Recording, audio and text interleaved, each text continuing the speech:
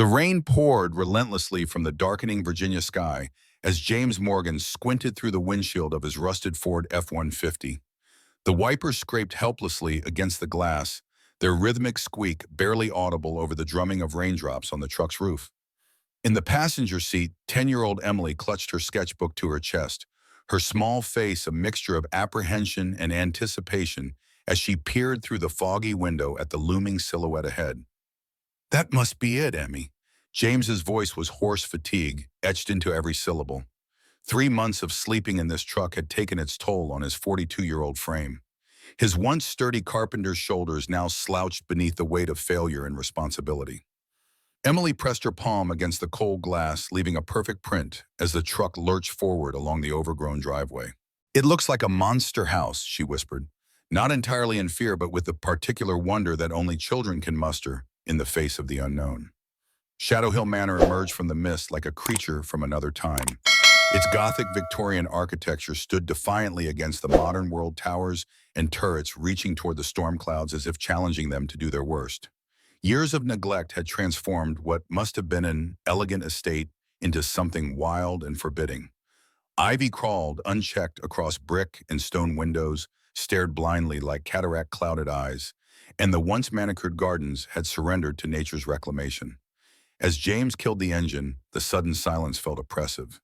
The deed in the glove compartment still seemed impossible, a property worth millions left to him by an uncle he'd barely known. Uncle Bob had been the black sheep of the family mentioned only in whispers during holidays, his name fading into family mythology long before his death. Now this crumbling mansion was all that stood between James and Emily and another night in the truck.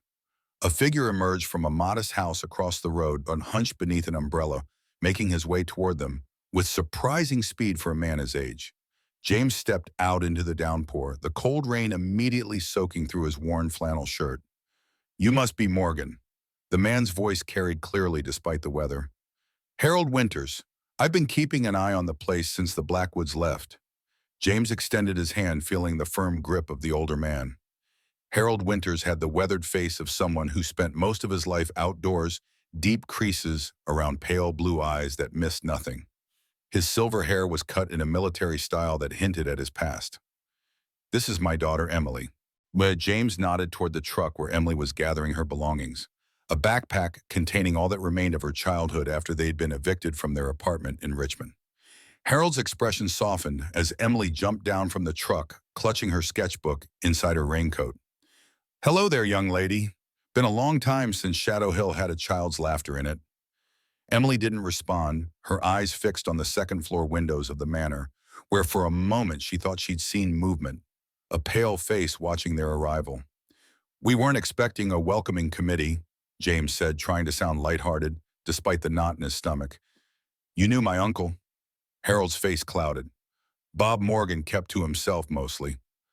Bought this place 15 years ago after the Blackwoods. Well after they left. Can't say I knew him well, though I brought his shell up when he couldn't make it down the hill. Seemed like a decent sort considering." "Considering what?"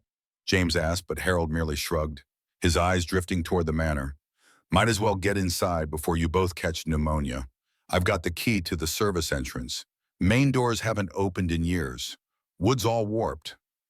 They followed Harold along a stone path nearly hidden beneath weeds and fallen branches. Emily stayed close to her father, her small hand slipping into his as they rounded the corner of the house toward what must have once been the kitchen garden. The rain was beginning to let up, but the sky remained oppressively gray, casting the world in shades of charcoal and slate. "Your uncle didn't change much inside," Harold said as he worked an old iron key into a rusted lock. "Said he preferred it as it was. Historical value and all that. Though between you and me, I think he just couldn't afford the renovations." The door groaned open, revealing a dim interior that smelled of dust and forgotten things. Emily sneezed as they stepped inside. The kitchen was surprisingly large with high ceilings and what must have once been state-of-the-art appliances for the 1950s. A massive iron stove dominated one wall, and copper pots hung from hooks above an island worktop. "The electricity's still connected, though I'd be careful with the wiring. Bob had some work done, but it's an old system." Harold flipped a switch, and a single bulb flickered to life, casting long shadows across the room. Water's on too, but it runs rust-colored for a minute. Boiler's temperamental at best. James set his duffel bag down on the dusty floor. This was it, their last chance. The severance from Horizon Construction had long since run out, and the job market for carpenters in a recession was non-existent. If they couldn't make this work, there was nothing left but the streets or the humiliation of a shelter. "You got papers for this place?" Harold asked, breaking James's reverie. "Just the deed and a letter from a lawyer. Uncle Bob apparently paid the property taxes through the end of the year, but after that," James trailed off the financial reality of owning a mansion when he could barely afford to feed his daughter, weighing on him like a physical burden. Harold nodded knowingly. "Figured as much. That's probably why Margaret Stone will be knocking on your door tomorrow morning." "Who? Bank representative. Been circling this property like a vulture since Bob passed. Shadow Hill sits on 20 acres of prime real estate. Developers have been trying to get their hands on it for years, but the historical societies kept them at bay. Bob's death had them thinking their chance had finally come." Before James could respond, a car appeared through the kitchen window, headlights cutting through the gloom. A sleek black BMW crawled up the driveway, coming to a precise stop behind James's truck. "Speak of the devil," Harold muttered. "She must have seen you drive in." A woman emerged from the car, immaculately dressed in a charcoal pantsuit despite the weather. Her umbrella opened with a practiced flick as she made her way toward the house, her heels somehow navigating the uneven ground with precision. James felt suddenly conscious of his worn jeans and three-day stubble. Margaret Stone didn't wait for an invasion. She appeared in the kitchen doorway like an apparition, bringing with her the scent of expensive perfume that seemed utterly alien in the musty kitchen. "Mr. Morgan, I presume?" It wasn't a question. She extended a manicured hand, her grip surprisingly strong. "I'm Margaret Stone, representing First National Bank of Virginia. I've been managing the accounts related to this property." James introduced himself, and Emily, watching as Margaret's eyes swept over the kitchen, mentally cataloging every flaw, every potential expense. "I'll be direct, Mr. Morgan. Your uncle's arrangement with the bank was unorthodox. The property taxes alone on this estate are substantial, nearly $20,000 annually. Additionally, there's a lien against the property for previous renovation work that was never completed, approximately $35,000. The bank has been patient out of respect for Mr. Robert Morgan's standing in the community, but now that the property has transferred ownership," the message was clear. James felt the familiar tightness in his chest, the same sensation he'd experienced when the foreman at Horizon had gathered everyone to announce the company's bankruptcy. "How long?" His voice sounded distant to his own ears. Margaret consulted her tablet. "The property taxes are paid through December 31st. The lien, however, is now in default. Normally we would move to foreclose immediately, but given the circumstances and the historical significance of Shadow Hill Manor, the bank is prepared to offer a 6-month forbearance." "6 months," James echoed. "Yes, during which time you would need to either bring the accounts current or significantly improve the property's condition to qualify for refinancing. The bank would require documented evidence of restoration work and a clear plan for ongoing maintenance." Harold shifted uncomfortably behind them. "That's mighty generous of First National, considering their usual policies." Margaret's smile didn't reach her eyes. "We're community partners, Mr. Winters. We understand the importance of preserving local heritage, and the importance of not being seen throwing a widower and his daughter back onto the streets." Harold added, his tone mild but pointed. A muscle twitched in Margaret's jaw. "The terms are more than fair. I'll have the paperwork delivered tomorrow for your review, Mr. Morgan." She handed him a business card. "My direct line should you have questions." After she left, silence settled over the kitchen like another layer of dust. Emily had wandered to the window, watching Margaret's BMW retreat down the driveway. "She doesn't like our house," Emily said simply. James couldn't bring himself to correct her, to explain that this wasn't really their house, might never be their house. Instead, he turned to Harold. "I need to see what I'm dealing with." The old man nodded. "I'll show you around, but we'd better be quick. Light doesn't last long on this hill, and the wiring's worse upstairs." The next hour was a blur of rooms and corridors, each more daunting than the last. Shadow Hill Manor had been built to impress. 5 bedrooms, 3 bathrooms, a formal dining room that could seat 20, a ballroom with floor-to-ceiling windows, a library with empty shelves that had once held thousands of volumes, and countless smaller rooms whose purposes had been lost to time. James assessed each space with a carpenter's eye, mentally calculating costs that quickly spiraled beyond any realistic budget.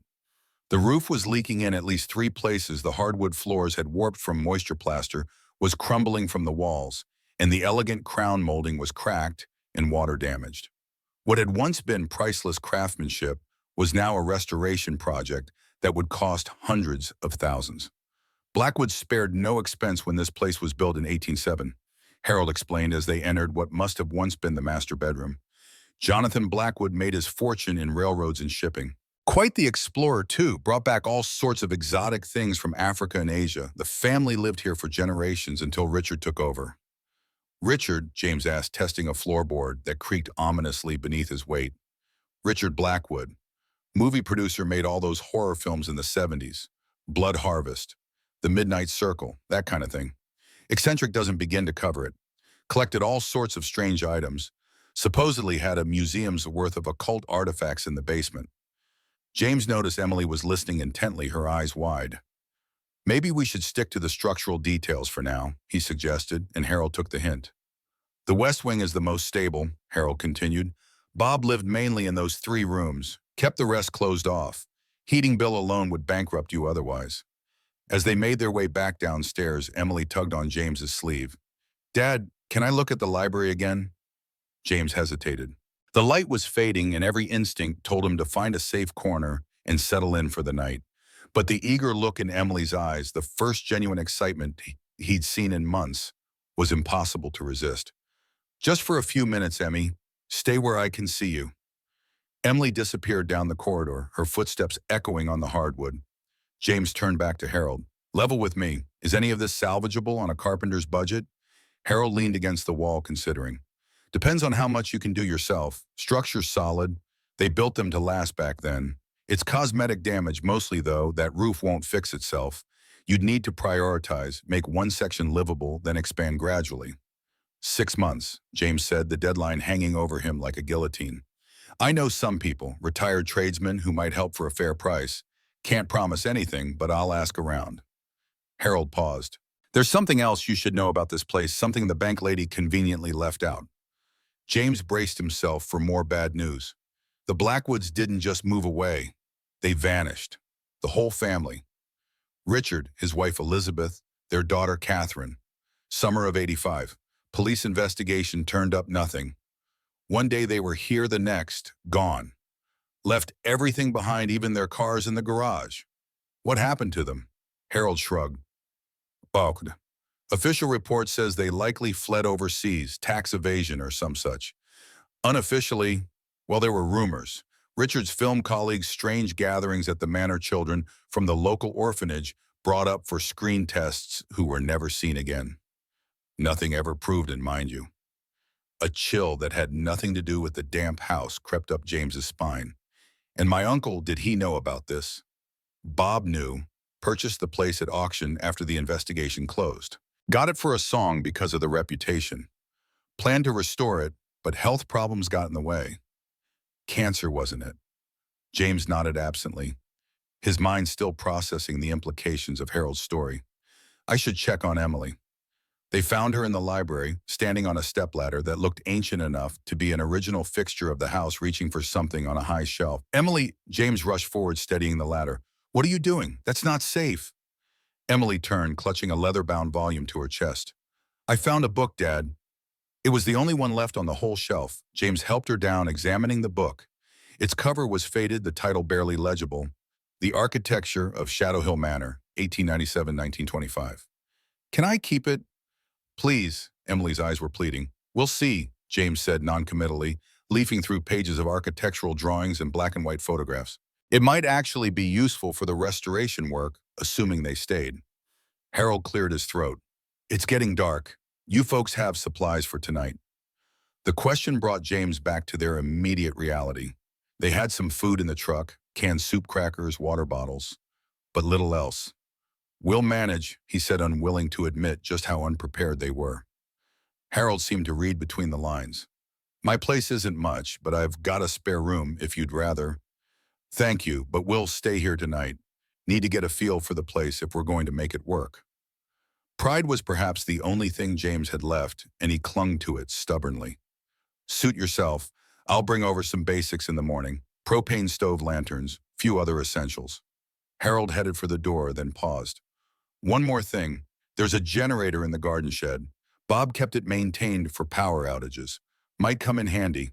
After Harold left, James and Emily made a nest of sorts in what had once been a servant's sitting room off the kitchen.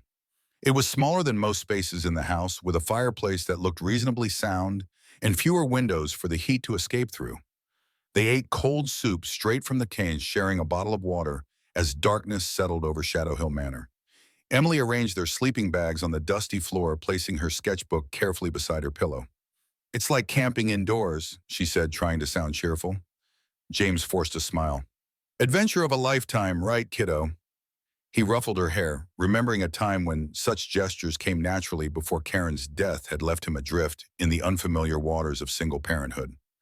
After Emily fell asleep, James sat by the dying embers of the small fire he'd managed to build Uncle Bob's letter in his hands. It was brief, almost cryptic. James, the house is yours now. It needs someone with your skills. Be careful what you look for. You might find it. Bob. The wind picked up outside, whistling through cracks in the window panes. Something creaked in the depths of the house. Old timber, settling nothing more. Yet James found himself listening intently, unable to shake the feeling that they weren't entirely alone. Sleep came fitfully interrupted by unfamiliar sounds and troubling dreams. In the darkest hours before dawn, James jolted awake, certain he had heard footsteps in the corridor. Light, almost childlike steps that paused outside their door before continuing upward toward the second floor. He lay perfectly still, listening, but the sound didn't repeat. Beside him, Emily mumbled something in her sleep, her small face peaceful in the glow of the emergency flashlight he'd left on. Morning brought rain again, tapping insistently against the windows. James woke with a stiff neck in the momentary disorientation of waking in a strange place. Emily was already up, sitting cross-legged by the window, drawing intently in her sketchbook. Morning, Emmy. Sleep okay? James stretched, wincing as his back protested. Emily didn't look up from her drawing. I had dreams about the children. A chill ran through him that had nothing to do with the damp morning air. What children? The ones who live in the walls. Emily's pencil moved rhythmically across the page. They're lonely. They've been waiting for someone to play with.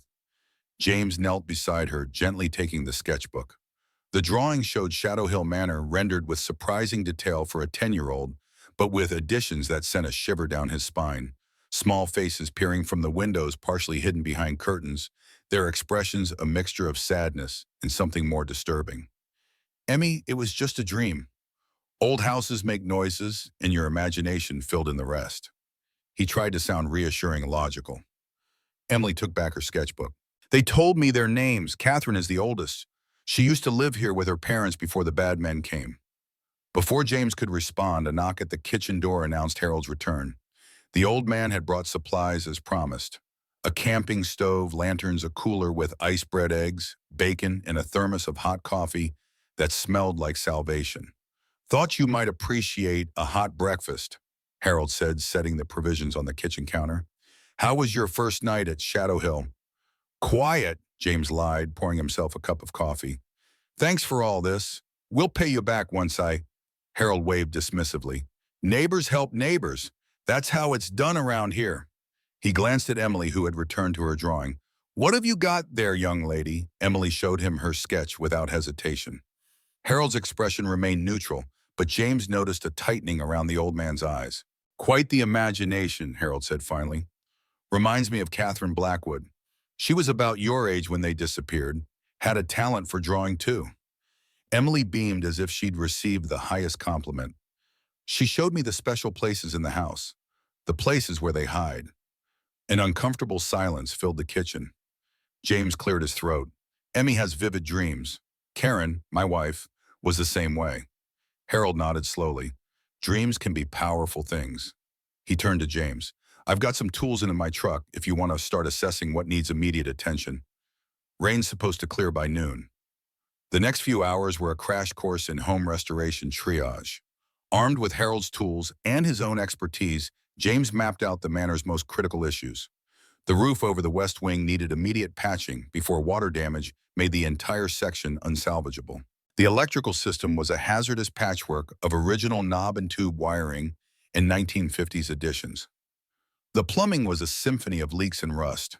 By midday, James had filled a notebook with estimates and priorities, each entry more daunting than the last.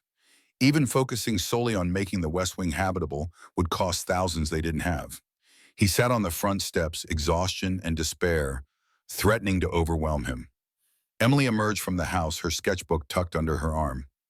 "Dad, can I explore the upstairs more? I'll be careful."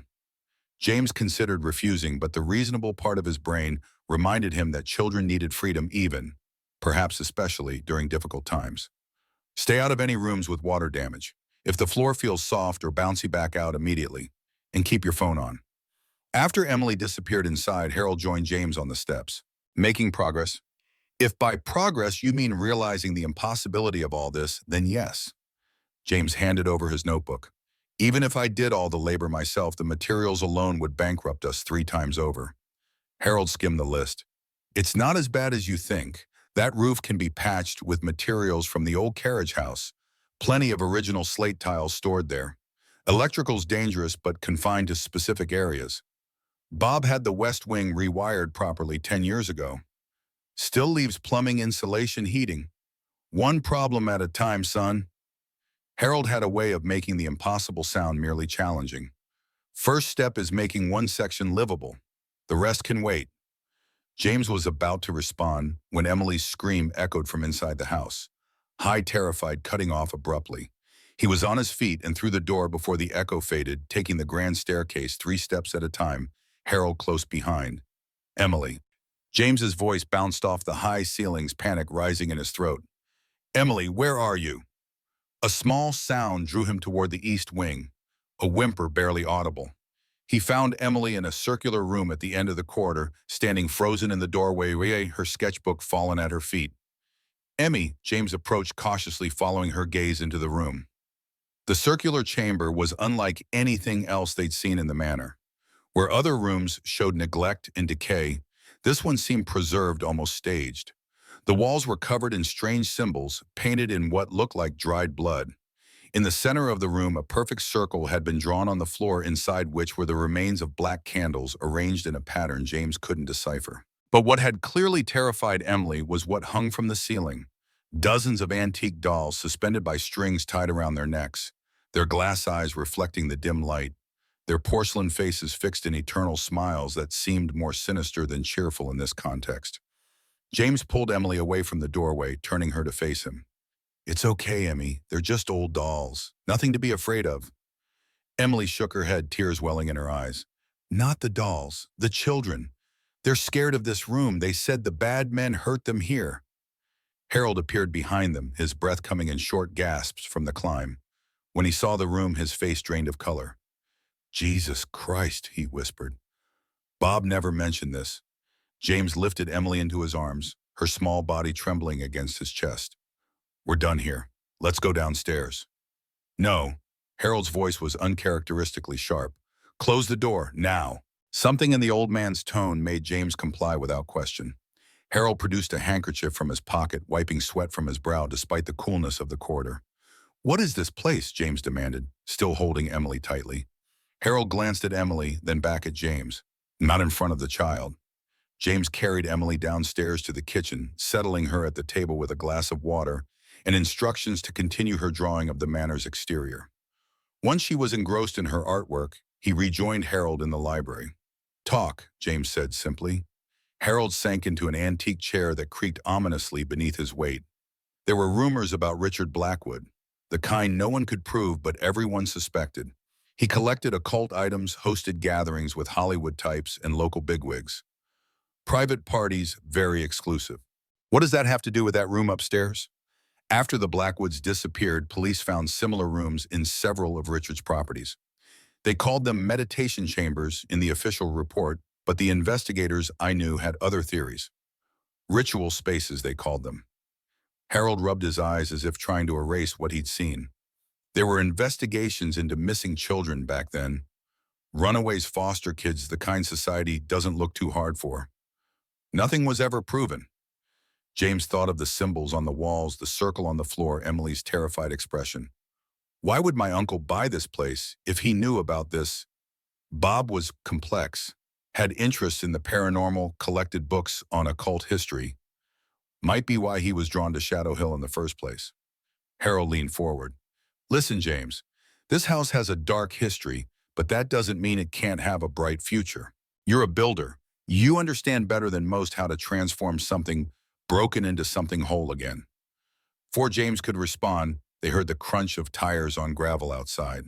Through the window, James saw Margaret Stone's BMW pulling up alongside his truck. She wasn't alone this time. A man in an expensive suit sat in the passenger seat, consulting what looked like architectural plans. Right on schedule, Harold muttered. Vultures don't waste time. James straightened his shoulders, pushing thoughts of the circular room aside. One crisis at a time. Let me handle this. Margaret Stone's smile was practiced professional, revealing nothing of her thoughts as she introduced her companion. Mr. Morgan, this is Calvin Brooks from Brooks Development.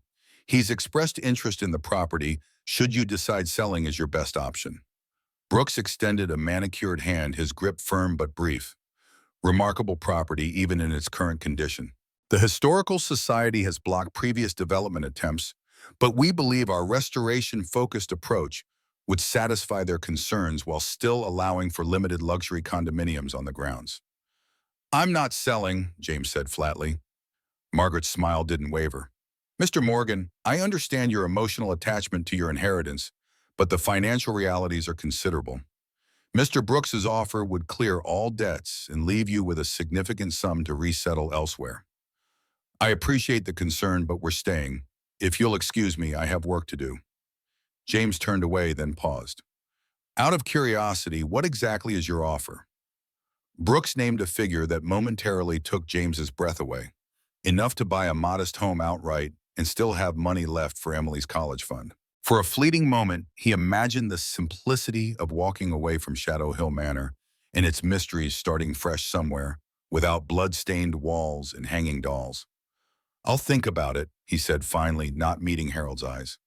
After the visitors departed, an uncomfortable silence settled over the library. Emily had wandered in, standing quietly beside one of the empty bookshelves. You thinking of selling? Harold asked, his tone carefully neutral. James ran a hand through his hair. I'd be a fool not to consider it. That kind of money would solve everything. Everything except finding purpose again. Harold rose slowly, his joints protesting. I've known men like you before, builders, creators. Take that away and something inside withers. Pretty philosophical for a retired cop, James remarked. Harold smiled faintly. Had plenty of time to think since hanging up the badge. Seen what happens when people choose the easy path. He headed for the door. I'll be back tomorrow with more supplies. Think about what you really want, not just what seems easiest. After Harold left, James found Emily in the kitchen, attempting to clean decades of grime from the countertops with paper towels and water. What are you doing, kiddo? Emily looked up earnestly. If we're going to live here, we should clean it up. Mom always said a clean house is a happy house. The mention of Karen sent the familiar pang through James's chest. 3 years since the cancer took her, and still the casual references could bring him to his knees. Emily had her mother's determination, the same stubborn optimism that refused to acknowledge when something was beyond salvaging. We don't know if we're staying yet, Emmy. Emily's hand stilled. The children want us to stay. They said you can fix their home. James knelt beside her, choosing his words carefully. Emmy, there are no children here. It's just an old house with creaky floors and drafty windows that make strange sounds. Then who drew these? Emily opened her sketchbook to a new page, one James hadn't seen before. It contained childish drawings that definitely weren't Emily's style. Stick figures with sad faces, a house with a dark basement, a circle of adults wearing what looked like robes. In one corner, written in handwriting that wasn't Emily's, were the words, "Help us." James felt the hairs rise on the back of his neck. Did you draw these? Emily shook her head. I left my sketchbook on the window seat in the library while I was exploring. When I came back, they had drawn in it. They want to show us something important. Before James could respond, his phone rang. An unknown local number. He answered hesitantly. James Morgan. This is Leonard Steiner from Westbrook Antiques in town. Harold Winters gave me your number, said you're restoring Shadow Hill Manor and might need work. The conversation was brief but promising. Steiner needed a carpenter with experience in antique restoration, and James's portfolio, hastily emailed from his phone, had apparently impressed him. The pay wasn't exceptional, but it was steady work starting immediately. After hanging up, James felt a glimmer of hope for the first time in months. A job meant income, income meant materials, materials meant the possibility of actually saving Shadow Hill Manor. He shared the news with Emily, who responded with characteristic optimism. See, Dad, the house is already helping us. As evening approached, they ventured to the garden shed Harold had mentioned. The generator was indeed there, along with an assortment of tools and building materials that would prove invaluable. James serviced the machine with practiced hands, and soon they had electricity in the West Wing. Not enough for heating, but sufficient for lights and charging their phones. That night, they moved their sleeping bags to one of the smaller bedrooms in the West Wing, which James had spent the afternoon cleaning. The room had clearly belonged to a child once. Faded circus-themed wallpaper peeled from the walls, and a toy chest sat forgotten in one corner. Emily claimed it immediately, declaring it just right for a fresh start. James lay awake long after Emily had fallen asleep, listening to the house settling around them. The events of the day replayed in his mind. The circular room with its hanging dolls, Brooks's generous offer, the strange drawings in Emily's sketchbook. Somewhere in the distance, a clock struck midnight, though James couldn't recall seeing any functioning timepieces in their exploration of the manor. He was drifting towards sleep when Emily sat up suddenly, her eyes open but unfocused. They're coming back, she whispered, her voice unnervingly flat. The circle is reforming. They need a child with the gift. And then she lay down again, immediately falling back into peaceful slumber, leaving James wide-eyed and trembling in the darkness. The next morning brought sunshine for the first time since their arrival, casting the manor in a different light. Shadow Hill looked less forbidding, with blue sky behind its towers, almost welcoming, as the morning light streamed through the east-facing windows. James rose early, leaving Emily sleeping peacefully, and began a methodical inspection of the roof. With Harold's ladder and some basic safety precautions, he accessed the western section, where the leaks were most severe. The damage was significant, but not catastrophic. As Harold had suggested, many of the original slate tiles were salvageable, and replacements could be found in the carriage house storage. It was skilled work, but not beyond James's capabilities, a fact that buoyed his spirits considerably. By midday, he had patched the most critical sections and was mapping out a comprehensive repair strategy. Emily spent the morning exploring the grounds, staying within sight of the house as instructed. James checked on her periodically, watching as she cataloged flowers in the overgrown garden and sketched the architectural details of the manor's exterior. She seemed to have forgotten or chosen to ignore the disturbing events of the previous day, displaying the remarkable resilience that children often possess. As the afternoon progressed, James began clearing debris from what had once been a formal dining room, but would serve them better as a workshop. The room had high ceilings, excellent natural light, and enough space to store materials and set up proper workbenches. He was so engrossed in his task that he didn't hear Emily enter until she spoke. "Dad, I found something you should see." There was a quality to her voice that made him turn immediately. She stood in the doorway, unnaturally still, clutching a yellowed newspaper clipping. "Where did you get that, Emmy?" "In the library. There's a loose floorboard under the window seat. It's full of papers." She held out the clipping. The headline sent a chill through him: "Local children still missing as investigation stalls." The article, dated October 1982, detailed the disappearance of 3 children from the county orphanage and the lack of progress in the case. A quote from the lead detective mentioned possible connections to previous disappearances dating back to the 1950s, but cited insufficient evidence for arrests. A grainy photograph showed Richard Blackwood at a charity event for the same orphanage, his smile not quite reaching his eyes. "Emmy, did you find anything else under that floorboard?" She nodded solemnly. "Lots of papers. Some have pictures of children, and there's a map of the house with a room marked that isn't on any of the regular floors." James followed Emily to the library, where the window seat cushion had been removed, revealing the loose floorboard beneath. The space contained a metal box filled with newspaper clippings, photographs, and handwritten notes. A private investigation conducted by someone with access to police resources. This was Uncle Bob's, James realized aloud, recognizing the handwriting from the letter. The notes documented a methodical examination of Shadow Hill Manor's history, focusing particularly on Richard Blackwood's tenure and the disappearances. Bob had mapped the house extensively, noting discrepancies between the original architectural plans and the current layout. Most significantly, he had identified a space between floors that didn't appear on any official plans, a hidden room accessible only through a concealed entrance in the library itself. According to Bob's notes, the entrance was behind the largest bookcase, triggered by a mechanism disguised as an ornamental carving. James examined the wall where the bookcase would have stood before the library was emptied. The carving remained, an intricate pattern of intertwined branches that, when pressed in a specific sequence, caused a section of paneling to swing inward with a protesting creak. "Stay here," James instructed Emily, but she was already following him through the opening, flashlight in hand. The narrow staircase descended steeply between walls, leading to a small landing and another door. This one was locked, but the key hung conveniently on a hook beside it. Uncle Bob's preparation, James suspected. The lock turned reluctantly, and the door swung open to reveal a space that stole James's breath. The hidden office was perfectly preserved, untouched by the decay affecting the rest of the manor.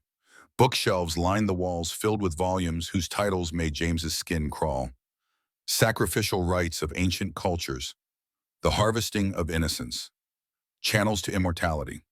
A large desk dominated the center of the room, its surface covered with maps, diagrams, and photographs of children, dozens of them arranged chronologically from the 1950s through the early 1980s. Most disturbing was the framed photograph on the wall.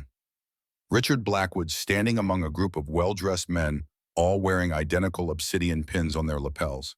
James recognized several faces: a former governor, a federal judge, the founder of one of Virginia's largest corporations. Written across the bottom in flowing script, "The Obsidian Circle, Midsummer Gathering, 1979. "Dad," Emily's voice seemed to come from very far away. "Is this the bad man's room?" James turned to find Emily examining a collection of small objects displayed in a glass case, items that appeared to have belonged to children. Hair ribbons, baseball cards, a charm bracelet, tiny shoes, mementos or trophies, each labeled with a name and date. "We need to go, Emmy, now." James guided her firmly toward the door, his mind racing. Uncle Bob hadn't purchased Shadow Hill Manor by chance. He'd been investigating the disappearances, using the property as his base of operations. The question was whether he'd found answers before his death, and whether those answers had anything to do with his decision to leave the manor to James. They emerged from the hidden staircase to find Harold standing in the library, his expression grave. "Found Bob's research, I see." James positioned himself between Harold and Emily. "You knew about this?" "Not the specifics. Bob kept his investigation close to the chest, even from me. But I knew he was looking into the disappearances." Harold sighed heavily. "I was a rookie cop when the first kids went missing in the 50s. By the time the Blackwoods vanished, I'd made detective, but we never had enough to move against them. Too many powerful people involved, too many jurisdictions." "The Obsidian Circle," James said, watching Harold's reaction. The old man nodded grimly.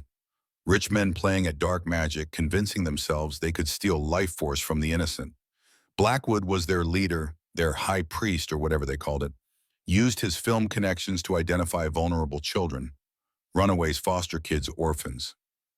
"Why are you telling me this now?" James demanded, acutely aware of Emily listening to every word. Harold's eyes shifted to Emily, then back to James. "Because history has a way of repeating itself. The circle didn't die with Blackwood. They just went underground, waiting for the right time to resurface." He hesitated. Bob was getting close to something big before he died. Cancer was the official cause, but it came on mighty sudden and convenient-like. "Are you suggesting he was murdered?" "I'm suggesting you be careful who you trust, especially where the girl is concerned." Harold glanced at his watch. "I've got to head into town for my doctor's appointment. Lock up tight tonight, James. This house has eyes." After Harold left, James secured the hidden office and replaced the floorboard in the library. Emily had grown quiet, her earlier enthusiasm dampened by the discovery. "Are we in danger, Dad?" she asked finally, her voice small. James considered lying, offering platitudes about how everything would be fine, but Emily deserved better. "I don't know, Emmy, but we're together and I won't let anything happen to you. That's a promise, big girl." She nodded solemnly, then asked the question James had been dreading. Why did the bad men hurt the children? He chose his words carefully. Sometimes people do terrible things because they believe it will give them something they want. Power, wealth, long life. But those are just stories they tell themselves to justify hurting others. None of it's real. "The children say it is real," Emily replied with unsettling certainty. "They say the circle took their light and put it in the black book. That's why they can't leave. They're trapped here until someone destroys the book and sets them free." James felt a chill that had nothing to do with the manor's poor insulation. "Emmy, I need you to listen carefully. These ideas about children and the walls about trapped spirits, they're just stories. Your imagination is creating them because of the things you've heard and seen here." Emily looked at him with a mixture of disappointment and pity that seemed far too adult for her 10-year-old face. "You don't believe me. That's okay. They said you wouldn't not at first, but you will when you see the black book." She returned to her sketchbook, effectively ending the conversation. That night, James locked and barricaded the bedroom door before settling in for another restless night. His dreams were chaotic, filled with running children and men in dark robes, circles drawn in substances he didn't want to identify, and always at the center, a black book that seemed to absorb light rather than reflect it. He woke to the sound of Emily talking quietly. The digital clock on his phone showed 3:17 a.m. The room was dark except for a sliver of moonlight through the curtains illuminating Emily sitting cross-legged on the floor, her sketchbook open before her, having what appeared to be a two-sided conversation with an empty corner. "Emmy," James whispered, not wanting to startle her. She turned her face serene. "It's okay, Dad. Catherine is just showing me where they hid the book after the ritual went wrong. It's in the garden under the old sundial. That's why they couldn't finish and why the children are still trapped." James sat up slowly. "Emmy, who's Catherine?" "Mr. Blackwood's daughter. She tried to help the other children escape, so they put her in the circle too. She's been protecting them ever since, keeping the bad men from coming back." Emily closed her sketchbook. "She says we need to find the book before Mr. Steiner does.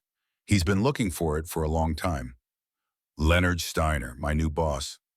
James felt his blood run cold. Emily nodded solemnly. "Catherine says he was there when they hurt the children. He was Mr. Blackwood's special helper.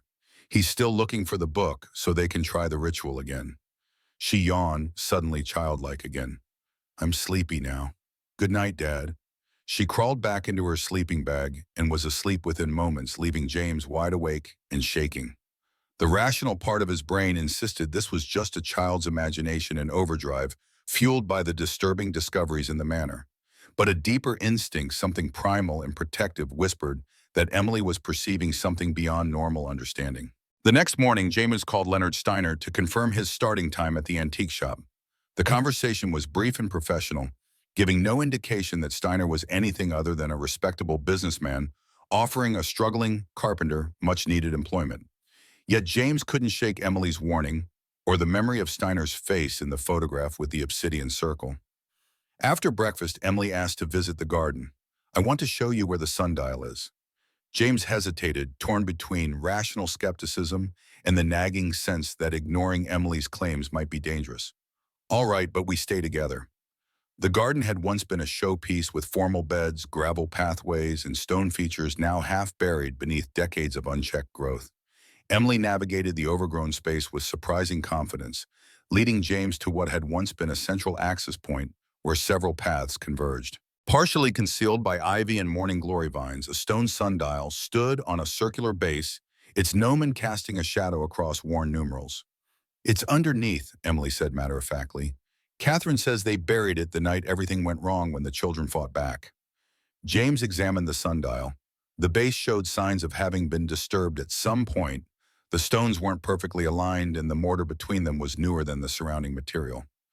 "Uncle Bob's handiwork, perhaps." Emmy, "Did Catherine tell you what happened that night when the children fought back?" Emily nodded, her expression grave. "The circle was trying to do the biggest ritual ever. They brought 7 children, including Catherine. But when they started reading from the book, Catherine grabbed it and ran. The other children helped her hide it before the bad men caught them. They were very angry. She paused, looking around as if listening to an unseen presence. Catherine doesn't want to talk about what happened next. She says it's too scary. James knelt beside the sundial, examining the base more closely. One section of stones seemed looser than the rest. With careful pressure, they shifted, revealing a cavity beneath. Heart pounding, James reached inside and felt something solid wrapped in oilcloth. He withdrew the package and slowly unwrapped it. The book was smaller than he had expected, bound in dark leather that felt disturbingly organic to the touch. No title adorned its cover, only a circular symbol impressed into the material. The pages were thin, almost translucent, covered in handwritten text in multiple languages and diagrams that made James's stomach turn. "That's it," Emily whispered, keeping her distance. "The black book. Catherine says we need to destroy it, but not here. It has to be in the circle room where the door is thinnest." "Door to what?" James asked, though he wasn't sure he wanted the answer. Emily's eyes met his, and for a moment it seemed as if someone else was looking through them. "To where they are. To where the circle wants to go. To where the children are trapped." James rewrapped the book carefully, unable to explain the revulsion he felt at touching it. "We need to talk to Harold about this." As if summoned by his name, Harold's truck appeared at the edge of the garden, moving slowly up the driveway. James tucked the wrapped book inside his jacket and led Emily back toward the house, questions multiplying with each step. Whatever secrets Shadow Hill Manor held, it seemed they were finally coming to light, whether James was ready for them or not.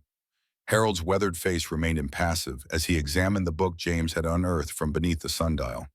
They sat at the kitchen table, the wrapped bundle between them, like an unexploded ordnance, while Emily watched from a safe distance, her sketchbook clutched protectively against her chest. "I figured Bob found it." Harold's fingers hovered over the oilcloth without touching it. He became obsessed with locating this thing in his final months.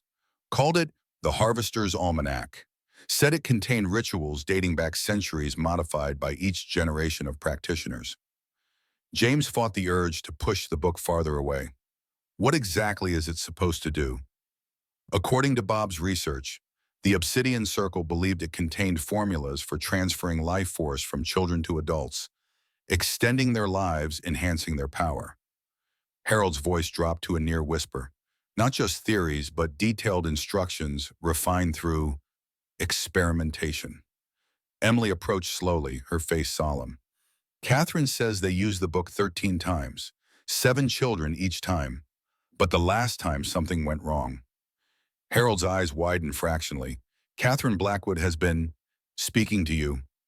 Emily nodded matter-of-factly. "She's always here, with the others. They want to go home, but they can't until the book is destroyed in the same place they were hurt." The look Harold gave James spoke volumes. Concern, skepticism, and something else. Something almost like fear. "Children have active imaginations," he said carefully, "especially in environments like this. It's more than imagination." James's voice was steady despite the churning in his stomach. "Emmy knew where to find the book. She knew about Steiner before I showed her the photograph." Harold rubbed his temples, the gesture of a man confronting something beyond his experience. "Bob started talking like this toward the end. The doctor said it was the brain tumor affecting his perception. But sometimes I wondered." The old man's phone rang, shattering the tense silence. He answered with a curt greeting, listened for several seconds, then ended the call with visible unease. "That was my contact at the sheriff's office. Leonard Steiner has been asking questions about you, specifically about whether you found anything unusual at Shadow Hill." James glanced at Emily, who was sketching rapidly, her pencil moving in sharp, urgent strokes across the page. "I'm supposed to start work at his shop tomorrow. Might be wise to delay. Claim you need to make emergency repairs here first." Harold stood his knees, cracking in protest. "Something's happening, James. First, Margaret Stone practically offers you a blank check for the property. Now Steiner's suddenly interested in hiring you specifically after Bob dies under questionable circumstances." Emily looked up from her drawing. "The circle is coming back together. They've been waiting for the book to reappear." The certainty in her voice sent a chill through the kitchen. James wrapped the book back in its protective cloth and secured it in a lockbox Harold had brought, a temporary measure until they decided what to do with it. That afternoon, James called Leonard Steiner to postpone his start date, citing a collapsed section of roof that required immediate attention. Steiner's disappointment was palpable through the phone, his tone shifting from warmth to something cooler, more calculating. Perhaps I could stop by the manor to discuss an alternative arrangement.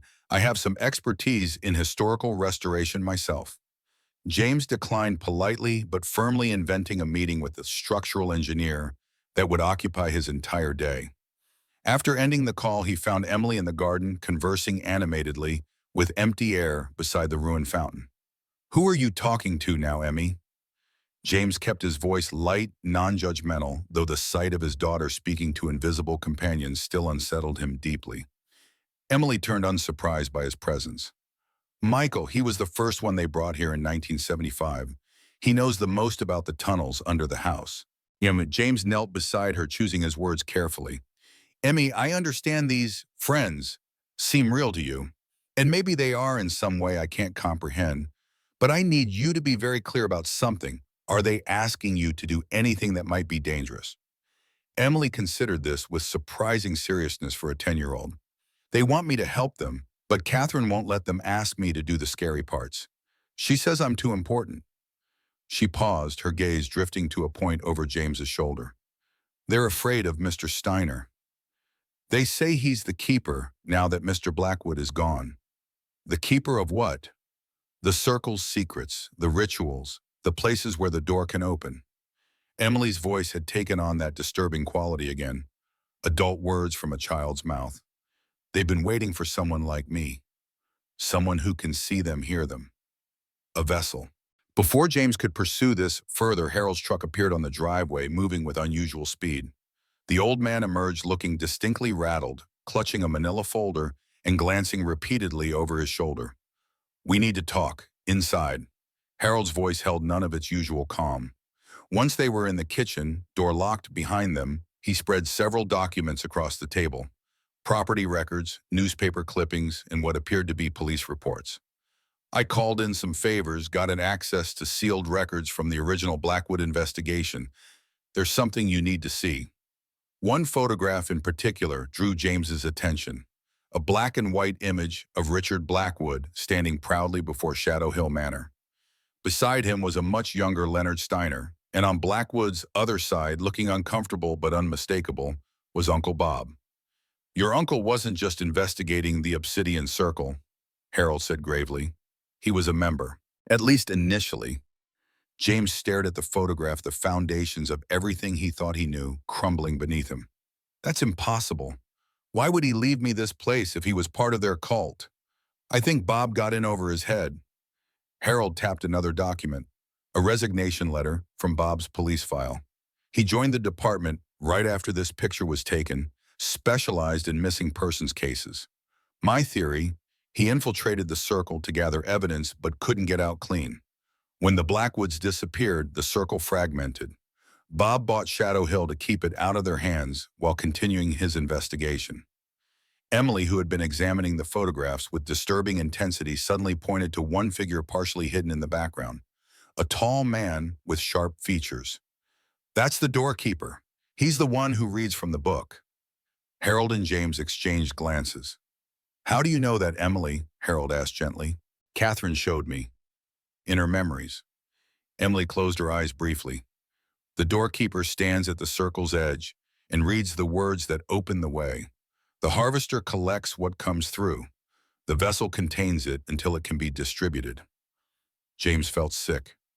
"And Steiner? What was his role?" Emily's expression darkened. "He held them down when they tried to run." Harold gathered the documents with trembling hands. "I should never have called him about the rum. I thought he was just an antique dealer who'd moved to town after I retired. Had no idea of his connection to all this." "It's not your fault." James ran a hand through his hair, mind racing. "But we need to decide what to do with that book. If Steiner and his friends are reforming the circle," Emily interjected with the certainty of the deeply convicted, "we have to destroy it where the door is thinnest, in the circle room. Catherine says it's the only way to free them." The rest of the day passed in tense preparation. James reinforced doors and windows, creating makeshift alarms that would alert them to any intrusion. Harold made calls to trusted former colleagues, subtly inquiring about Leonard Steiner and his associates without raising suspicions. Emily continued drawing her sketches, growing increasingly detailed and disturbing. Floor plans of Shadow Hill's hidden spaces, portraits of children with hollow eyes, diagrams of ritual circles with annotations in handwriting, not her own. As dusk fell, Harold prepared to leave, promising to return first thing in the morning. Lock everything behind me.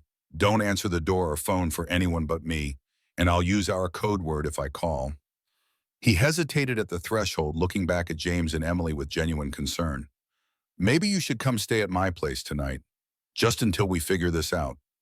James was tempted, desperately so, but something in Emily's expression stopped him. We'll be all right here. The alarm system works, and I've got my tools if needed. He didn't mention the real reason, Emily's insistence that they needed to remain at Shadow Hill, that leaving now would somehow abandon the trapped children to their fate. After Harold's departure, James and Emily settled into an uneasy evening routine. They ate a simple dinner in the kitchen, neither mentioning the lockbox containing the book that sat like an unwelcome guest on the counter. James tried to engage Emily in normal conversation, school subjects, favorite books, memories of happier times, but her responses were distracted, her attention clearly elsewhere. They're getting louder, she finally said, setting down her fork. All of them at once. They know something's coming. James fought to keep his expression neutral. What's coming, Emmy? The circle. They can feel when the book is uncovered. It calls to them. Emily pushed her plate away. Catherine says we need to be ready. They'll come tonight. Despite his rational skepticism, James found himself checking the locks again, placing potential weapons, a hammer, a crowbar, within easy reach. The sun set with agonizing slowness, shadows lengthening across Shadow Hill's grounds until darkness swallowed the landscape entirely. James kept the lights to a minimum, instinct telling him not to advertise their location within the sprawling manor. They retreated to the bedroom they had been using, Emily bringing her sketchbook and colored pencils, James carrying the lockbox. Neither suggested sleeping. Instead, Emily drew while James kept watch by the window, peering occasionally through the curtains at the moonlit driveway. The silence stretched between them, interrupted only by the scratch of pencil on paper and the intermittent creaking of the old house. Around 11, Emily suddenly stopped drawing. Dad, her voice was small, frightened in a way it hadn't been before. I think Catherine was wrong. We shouldn't have brought the book upstairs. James turned from the window. What do you mean? It's doing something. Can't you hear it? Emily's eyes were wide, fixed on the lockbox. It's calling them. Not just the circle, the other things, the hungry things that wait on the other side of the door. A chill that had nothing to do with the night air swept through James. He was about to reassure her when he noticed it. A faint vibration from the lockbox, a subtle tremor that shouldn't have been possible. Then came the sound just at the threshold of hearing. A whisper, a susurration like distant voices speaking in unison. Emmy, get your shoes on. We're leaving. Now. James grabbed the emergency backpack he'd prepared, throwing in Emily's sketchbook and their few valuables. The rational part of his mind screamed that he was overreacting to suggestion and coincidence, but paternal instinct overrode logic. Something was wrong, fundamentally wrong, and his daughter sensed it with a clarity he couldn't dismiss. They moved quickly through the darkened house, James leading with flashlight and crowbar, Emily close behind, clutching the strap of his backpack. The lockbox remained in James's other hand. Leaving it behind felt more dangerous than taking it with them. The whispers from within seemed to grow more insistent, with each step a cadence, almost like language, but nothing human. As they reached the main staircase, headlights swept across the front windows. A vehicle was coming up the driveway. Not Harold's familiar truck, but something larger, moving with deliberate slowness. Lights dimmed. Back door, James whispered, changing direction. They hurried through the dining room toward the kitchen, only to freeze at the sound of footsteps on the rear porch. Multiple sets moving with practiced coordination. They're surrounding the house. Emily breathed, her face pale in the flashlight's glow. Catherine says we have to get to the circle room. It's the only place they won't follow. James hesitated, torn between flight and the madness of seeking refuge in the very room that had terrified them days before. The decision was made for him as the distinct sound of a key in the front door lock echoed through the foyer. Someone had a key to Shadow Hill Manor. Upstairs, quick and quiet, James lifted Emily into his arms, her slight weight barely slowing him as he took the servants' stairs two at a time. The narrow staircase emerged near the east wing, where the circular room waited, its doors still firmly closed since their discovery.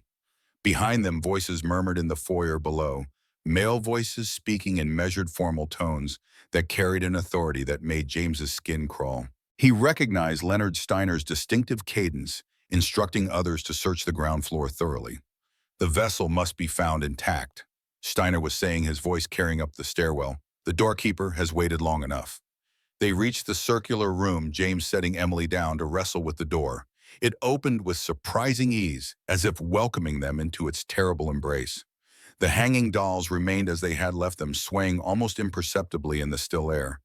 The circle on the floor seemed to absorb their flashlight beam, the black candle stubs within it untouched by dust or decay. "Lock the door," Emily instructed, her voice steadier than James would have thought possible. She moved to the center of the room with purpose, careful not to disturb the circle. "They won't come in here, not without the doorkeeper, and he's not with them yet." James secured the door and wedged a chair beneath the handle for good measure. "Emmy, what's happening? How do you know these things?" "Catherine is telling me." Emily knelt just outside the circle's edge. "She says I need to open the box now. The book has to be placed in the circle before midnight." The lockbox vibrated in James's hand, the whispers from within now, audible even without pressing his ear to the metal. A glance at his phone showed 11:47 p.m. What happens at midnight? The door gets stronger, harder to close once it starts opening. Emily held out her hands. "Please, Dad, trust me. Catherine wouldn't let anything bad happen to me." Footsteps in the corridor outside made the decision urgent. Multiple searchers were methodically checking each room, growing closer by the second. With shaking hands, James unlocked the box and carefully removed the cloth-wrapped book. The moment it was free of the box, the whispering intensified, becoming almost a chant. The dolls hanging from the ceiling began to sway more noticeably, as if stirred by an unfelt breeze. Emily directed James to place the book still wrapped in the exact center of the circle. "Now we wait," she whispered, taking his hand. "When they try to enter, the door will start to open. That's when Catherine and the others can push through." James wanted to question this cryptic statement, to demand clearer explanations, but a sudden hush had fallen outside the door. The searchers had arrived. A gentle knock followed, almost absurdly polite given the circumstances. "Mr. Morgan, Emily. We know you're in there." Leonard Steiner's voice was warm, reasonable, the voice of a man who might invite you to Sunday dinner. "There's no need for alarm. We simply need to secure an item of historical significance that belongs to our organization." Neither James nor Emily responded, standing perfectly still as the doorknob turned against the lock. "The item you found is dangerous in untrained hands," Steiner continued, his tone shifting subtly. "It's already affecting your daughter's mind, making her see and hear things that aren't real. We can help her, James. We have experience with children who have Emily's sensitivity." Emily squeezed James's hand, shaking her head vigorously. The digital display on his phone changed to 11:55. "Bob Morgan understood the importance of our work." Steiner's voice hardened slightly. "He made a terrible mistake, taking what didn't belong to him, interfering in matters beyond his comprehension. Don't repeat his errors, James. Your daughter deserves better than what happened to her mother." The casual mention of Karen sent a surge of rage through James. "You stay the hell away from my daughter," he shouted, abandoning pretense. "I know what you did to those children. I know what you're trying to do now." A different voice responded, older, authoritative, with the practiced cadence of someone accustomed to public speaking. "The children were necessary sacrifices for knowledge beyond ordinary comprehension, Mr. Morgan, just as your daughter may be necessary now. The door requires a vessel of particular sensitivity. Emily has been chosen just as Catherine was before her." The temperature in the circular room plummeted suddenly, their breath forming clouds in the flashlight beam. The wrapped book in the circle's center began to vibrate visibly, the oilcloth unwrapping itself as if manipulated by invisible hands. The door shuddered against its lock, the chair creaking as pressure was applied from outside. 11:58. "Catherine." Emily's voice was barely a whisper, her eyes focused on something James couldn't see. "I'm ready." The whispers from the book crescendoed, pages turning by themselves as it lay open in the circle's center. The symbols on the walls began to glow with a faint phosphorescence casting eerie green light across the room. The hanging dolls rotated slowly, all turning to face inward toward the circle. "Emily, come away from there." James tried to pull her back, but she stood firm, unmovable, as stone despite her slight frame. "I have to help them, Dad. They've been trapped for so long." Her voice echoed strangely, as if coming from multiple throats simultaneously. Outside, the men began a rhythmic chant, their voices synchronizing with the whispers from the book. The door frame splintered as someone threw their weight against it. Midnight. Several things happened simultaneously. The chair beneath the doorknob shattered. The book in the circle burst into emerald flames that cast no heat. The hanging dolls began to disintegrate, their porcelain faces cracking, their sawdust innards spilling to the floor like dark rain. And Emily, James's daughter, his world, his responsibility, began to glow with the same phosphorescent light as the symbols on the walls. The door flew open. Leonard Steiner stood at the threshold, flanked by 4 men in expensive suits, all wearing identical obsidian pins on their lapels. Behind them, partially hidden in shadow, stood a tall figure in a hooded robe, his face obscured but his hands visible. Ancient, gnarled, clutching a ceremonial knife with a black blade. "The harvester welcomes you, vessel." Steiner intoned, his eyes fixed on Emily with naked hunger. "The circle is complete once more." "No!" James lunged toward Emily, but invisible forces held him back, pinning him against the wall as surely as physical restraints. "Emmy, run!" Emily didn't move. Her eyes reflected the green flames consuming the book, her expression serene despite the chaos surrounding them. "It's okay, Dad. This is supposed to happen. Catherine said the circle has to think they're winning." The men entered the room with measured steps, arranging themselves at precise points around the perimeter of the circle. Steiner joined them while the robed figure, the doorkeeper, remained at the threshold, beginning to read from a small black book of his own. As the doorkeeper's words filled the room, the very air seemed to thicken and distort. The flames engulfing the larger book in the circle's center turned from green to deep violet, spiraling upward to form a column of fire that reached the ceiling without scorching it. Through the flames, James thought he could see something. A darkened landscape, twisted trees, and moving shapes that defied description. "The door opens," the doorkeeper announced, satisfaction evident even through his hood. "The vessel is prepared. The harvest may begin." Steiner stepped forward, extending his hand toward Emily. "Come, child. Your role in this is an honor few are worthy to receive." Emily remained motionless, the glow around her intensifying. "Catherine says you're wrong. The door doesn't open to let things out. It opens to let things in." A tremor ran through the floor beneath them, subtle at first, then growing in intensity until the hanging fragments of dolls swayed violently. The symbols on the walls brightened until they were painful to look at, their shapes seeming to crawl and reshape themselves into different configurations.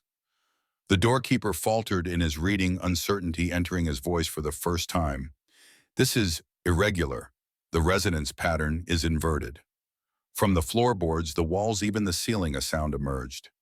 Children's laughter multiplied a dozen times over, echoing from everywhere and nowhere at once. The temperature dropped further, frost forming on the windows, despite the summer night outside. "Catherine told me what really happened," Emily continued, her voice carrying clearly above the rising cacophony. "You thought you were harvesting them, but they were learning, watching, remembering the words, waiting for someone who could hear them." The violet flames shot higher, and within them, figures began to take shape. Children of various ages, their forms translucent, but growing more solid by the second. At their center stood a girl perhaps 12 years old, her 1980s clothing and feathered hair marking her as Catherine Blackwood. The circle members backed away, their confident demeanor crumbling as the spectral children advanced. Steiner turned to the doorkeeper in alarm. "Close it. The resonance is wrong." The doorkeeper frantically turned pages in his small book, searching for the proper countermeasure. But the violet flames had already engulfed his hands, crawling up his arms without burning the flesh, but seeming to devour something else. Something invisible, but essential. "You took our lives." Catherine's voice resonated throughout the room, adult understanding in a child's voice. "You took our futures, our families, our chances. You thought you could take our essence too, but some things can't be harvested. Some things can only be given." The invisible force holding James released, suddenly sending him stumbling forward. Emily turned to him, her eyes glowing with the same violet light as the flames. "Dad, you need to destroy the book now, completely, while the door is open but before they can escape." James didn't question, didn't hesitate. Paternal instinct and trust in his daughter overrode any remaining skepticism. He lunged toward the circle, reaching through the flames to grasp the book at its center. The fire didn't burn his flesh, but he felt it nonetheless. A cold so intense it seared a hunger so vast it defied comprehension. The circle members converged to stop him, but the spectral children intercepted them, passing through their bodies like Arctic wind. Each man crumpled where he stood, their faces contorted in expressions of absolute terror, their screams harmonizing with the children's laughter in a discordant symphony. Only Steiner remained standing, his face a mask of fury and disbelief. "You have no idea what you're interfering with, Morgan. The knowledge in that book spans millennia. The power it contains is beyond your comprehension." James clutched the ancient tome, its leather cover squirming beneath his fingers as if alive. "I understand exactly what this is. A record of suffering. A manual for monsters who prey on children because they're too pathetic to find power any other way." With one violent motion, James hurled the book into the heart of the violet flames. The fire roared in response, shooting upward with such force that it shattered the ceiling above, exposing the room to the night sky where impossible constellations wheeled in patterns never seen above Virginia. The book didn't burn as conventional material would. Instead, it unraveled its pages, disintegrating into threads of darkness that writhed like living things before the flames consumed them. With each page destroyed, the spectral children grew more substantial, while Steiner and the doorkeeper seemed to diminish, aging decades in moments. "Dad!" Emily's cry cut through the supernatural chaos. She stood at the edge of the circle, one hand extended toward him, the other gesturing frantically toward the door. "We need to go. Catherine says the house won't survive the closing." James fought his way to Emily's side, lifting her into his arms as chunks of ceiling plaster crashed around them. They ran for the doorway, past the fallen circle members, who lay unmoving on the floor, past Steiner, who reached for them with a withered hand, his youth and vitality stripped away in payment for what he had stolen from others. The corridor outside was transforming before their eyes, the walls rippling like fabric in a strong wind. Photographs appeared and disappeared on surfaces that had been blank moments before. Faces of children, hundreds of them, spanning decades, all watching their escape with solemn eyes. As they reached the main staircase, a tremendous crack echoed through Shadow Hill Manor. The grand staircase separated from the wall, its ornate banisters splintering as the entire structure began to list to one side. James didn't hesitate, swinging Emily onto his back and leaping to the intact portion of the steps, then racing downward as the manor groaned and shifted around them. They burst through the front door into the cool night air, not stopping until they reached the edge of the driveway where Harold stood beside his truck, his face a mask of disbelief as he watched Shadow Hill Manor tear itself apart. "Sweet Jesus," the old man breathed, steadying James and Emily as they reached him. "What did you do in there?" Before James could answer, a final tremor shook the ground beneath them. Shadow Hill Manor seemed to implode, collapsing inward, as if being devoured from within. The noise was deafening, breaking timber, shattering glass, crumbling stone. Yet beneath it all ran that same sound of children's laughter, fading gradually like a receding tide. When the dust settled, only one structure remained standing amidst the ruins. The garden greenhouse, its glass panes somehow intact despite the destruction surrounding it, moonlight glinting off its surfaces like a beacon in the devastation. Emily, still clinging to her father's back, spoke softly into his ear. "Catherine says thank you. They're free now. All of them." Harold helped them into his truck, his hands shaking as he started the engine. The circle members Steiner bombed. James looked back at the demolished manor, the weight of the night's events finally catching up to him. "Still in there, or what's left of them."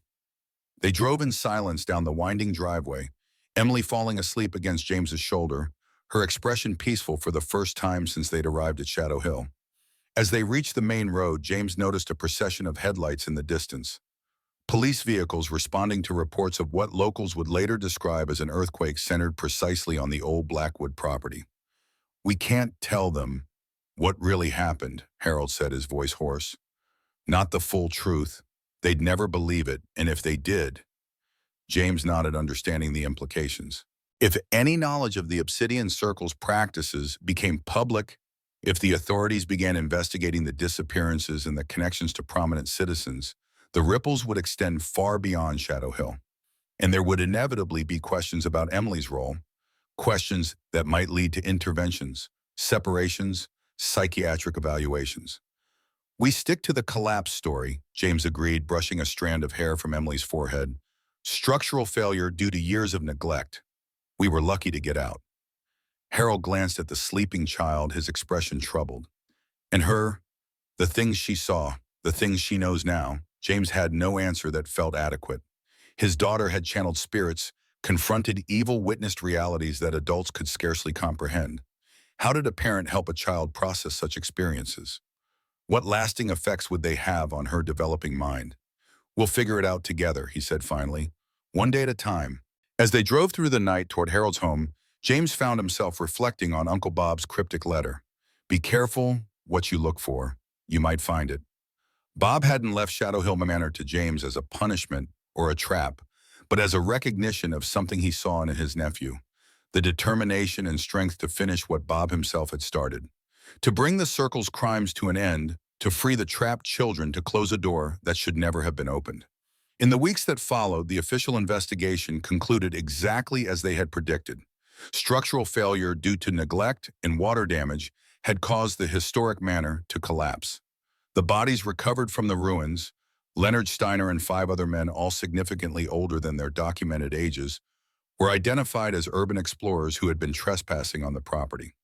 Their advanced age was attributed to a clerical error in the records. James used the insurance payout from Shadow Hill to purchase a small house in town close to Harold and within walking distance of the local school where Emily would start 5th grade in the fall. The garden greenhouse, the only surviving structure from the manor, was carefully disassembled and rebuilt behind their new home, a project that gave James purpose during the adjustment period. Emily's conversations with invisible companions gradually decreased, though she still occasionally mentioned Catherine, usually in the context of pleasant dreams rather than frightening visitations. Her drawings became more typical of a 10-year-old's artwork, horses, rainbows, their new home, with only occasional glimpses of her experience in the symbols or patterns that sometimes appeared in the backgrounds. On the anniversary of their escape from Shadow Hill, James found Emily in the reconstructed greenhouse, tending to the plants they had started together. Sunlight streamed through the glass panels, catching in her hair and reminding him powerfully of Karen. Despite everything they had endured, the loss, the struggle, the brush with forces beyond comprehension, they had survived. More than survived, they had found a new beginning. "Do you ever miss it?" James asked, joining her at the potting bench. The big house on the hill. Emily considered the question with a thoughtfulness that still sometimes caught him off guard. "I miss the children sometimes, Catherine especially, but they're not trapped anymore, so it's okay to miss them." "And you? Are you okay, Emmy?"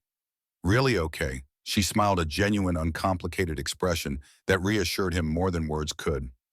"I'm okay, Dad. Catherine told me something important before she left. She said sometimes the darkest places hide the brightest lights, and sometimes the most broken things become the strongest when they heal." James pulled her into a gentle hug, marveling at the resilience of children, their capacity to process trauma, to find meaning in chaos, to continue growing despite the shadows that might have stunted them. Shadow Hill Manor had nearly destroyed them, but it had also forged something unbreakable between them.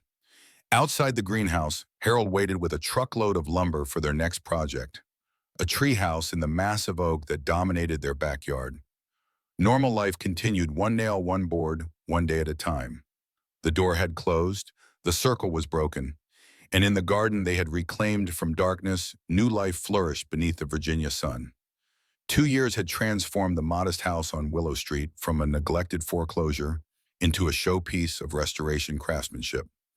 James had applied every skill in his arsenal, carpentry, masonry, landscaping, until the colonial revival cottage gleamed with renewed purpose. The greenhouse, transplanted stone by stone from Shadow Hill's ruins, now anchored the backyard garden where Emily spent much of her time cultivating herbs and flowers with careful attention.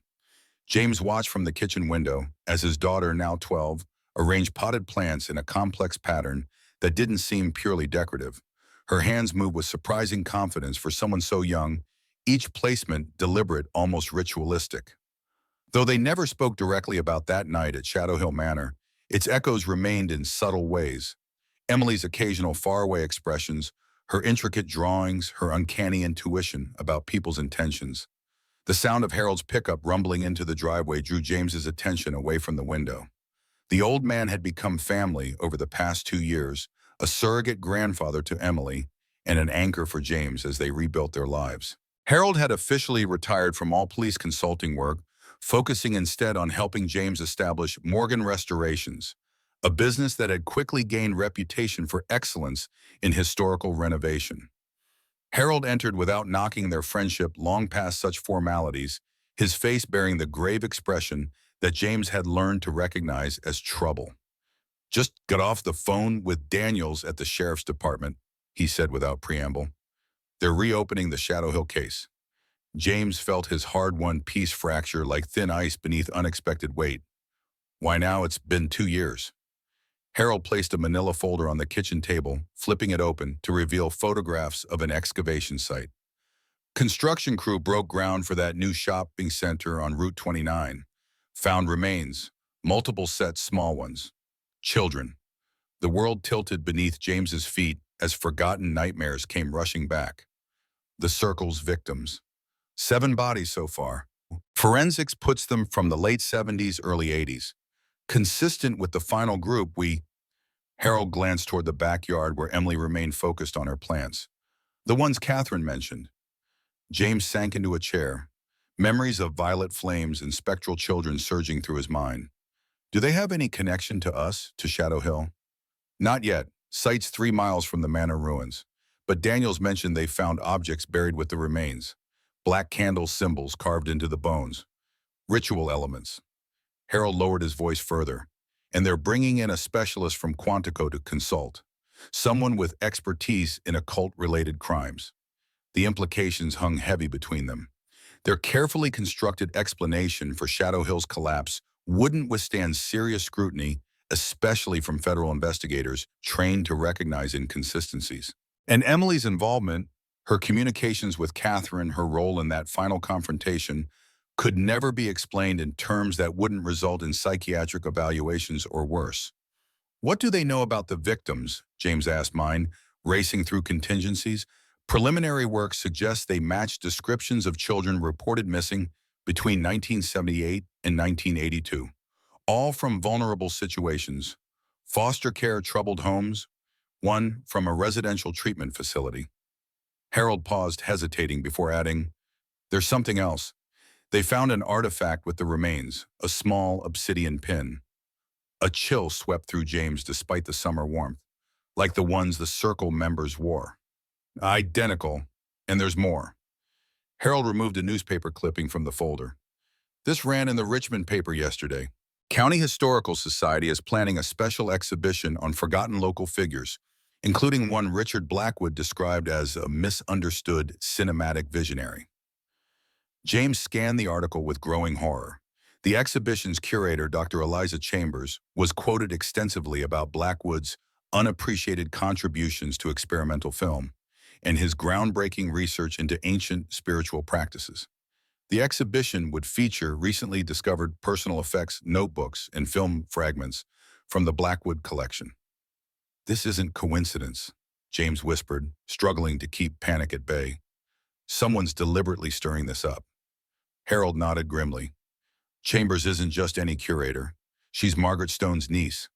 The name hit James like a physical blow.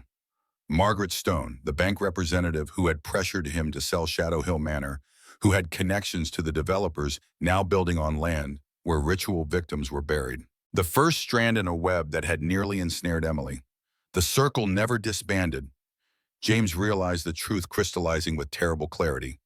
They just went dormant after we destroyed the book. Now they're regrouping, creating a narrative to sanitize Blackwood's legacy while controlling the investigation into the remains. Harold's weathered face reflected James's own fear. If they're back, they'll be looking for another vessel, another child with Emily's sensitivity. The back door opened before James could respond. Emily stood in the doorway, dirt smudged on her knees, her expression unnervingly calm. "Catherine says we need to leave," she announced simply. "They've found another book." James and Harold exchanged alarmed glances. "Emmy, honey, what do you mean?" James asked, striving for casualness, despite his racing heart. "Who found what book?" Emily crossed to the refrigerator, removing a juice box with practiced nonchalance that didn't match her words. "The people who hurt Catherine. They found another copy of the Harvester's Almanac. Not the same one we burned, but similar. Older, in a museum in Boston." She punctured the juice box with its straw, taking a deliberate sip before adding, "Catherine doesn't visit much anymore, but she came last night to warn us. They'll be looking for me because I opened the door once. They think I can do it again." The matter-of-fact way she delivered this information, as if discussing homework or a television show, sent ice through James's veins. "Emmy, when did Catherine tell you this? I thought you hadn't seen her in months." "Last night in my dream. She showed me the museum and the book in its glass case. She showed me the men in suits who came after hours with special keys." Emily placed her empty juice box in the recycling bin with careful precision. "We should probably pack. They already know where we live." Harold moved to the window, peering out at the quiet suburban street with newly suspicious eyes. Daniels mentioned FBI involvement might expand beyond the remains, said something about related cases they're connecting. The implications crashed over James like a wave. If federal authorities were already connecting dots between the burial site and other circle activities, if Margaret Stone's niece was publicly rehabilitating Blackwood's image, if Emily was once again experiencing visitations from Catherine, the carefully constructed normalcy of their lives was dissolving before his eyes. "We need a plan," James said, struggling to think clearly through rising panic. "Somewhere safe, at least temporarily, while we figure out what's happening." Harold nodded, already moving toward the door. "My fishing cabin in the Blue Ridge, off-grid, only accessible by Forest Service Road, stocked with emergency supplies. I'll go ahead, make sure everything's ready. You pack essentials and follow after dark." After Harold departed, James moved methodically through the house, gathering what they couldn't leave behind. Legal documents, emergency cash, photographs of Karen Emily's medication for seasonal allergies. His hands performed these tasks on autopilot, while his mind grappled with implications too vast, too terrifying to fully comprehend. Emily packed with the efficiency of someone who had lost everything once before, her small suitcase containing practical items and just two treasured possessions: her mother's silver locket and the sketchbook where she still recorded her dreams. She worked silently, occasionally pausing as if listening to advice from unseen advisors. By sunset, the essentials were loaded into James's truck, the house locked behind them. James hesitated in the driveway, gazing back at the home they had rebuilt, from nothing, the symbol of their recovery and resilience. 2 years of painstaking restoration, of healing, of creating new memories to overlay the nightmares. And now they were fleeing like criminals in the night. "It's okay, Dad," Emily said, her small hand finding his. "Home isn't just a place, it's where we're together." The wisdom in her voice, too profound for her 12 years, simultaneously comforted and unsettled him. Shadow Hill had marked her in ways he was still discovering, had accelerated her understanding beyond her peers. Sometimes he glimpsed Catherine's influence in her mannerisms or phrases, as if pieces of the older girl had integrated into Emily's developing personality. They drove west as darkness fell, the Blue Ridge Mountains a jagged silhouette against the fading light. James maintained careful highway speed, fighting the urge to accelerate, to flee headlong from the danger that felt so close behind them. Emily remained uncharacteristically quiet beside him, staring out the window at the darkening landscape with unusual intensity. "Dad," she finally spoke as they turned onto the Forest Service road that would lead to Harold's cabin, "do you believe Catherine's warning about the other book?" James considered his answer carefully, balancing honesty against the need to protect. "I believe you heard from her, yes. And given what Harold learned about the investigation and the exhibition, it fits a pattern that concerns me." Emily nodded, accepting this measured response. "The first time was an accident. The circle didn't mean for the children to turn the book against them. But now they know it's possible to control what comes through the door. They want to try again, but with them in control this time." She traced patterns on the foggy window with one finger. "They think they need me because I've seen both sides." The implications sent a fresh wave of dread through James. Both sides of what Emmy, the door. When we destroyed the book, part of me went through with Catherine and the others. Just for a moment. Her voice remained steady, matter of fact. That's why they want me. I've been to the other place and came back whole. James gripped the steering wheel tighter, fighting vertigo at the casual revelation of something so profound, so terrifying. What had his daughter experienced that night? What had it done to her? The questions he had avoided for 2 years now demanded answers. But before he could form them into words, headlights appeared in his rearview mirror. Bright, aggressive, gaining rapidly. Someone's following us, he said quietly, accelerating slightly, while scanning for turnoffs in the dense forest surrounding the narrow road. Emily turned to look through the rear window, her face illuminated by the pursuing vehicle's high beams.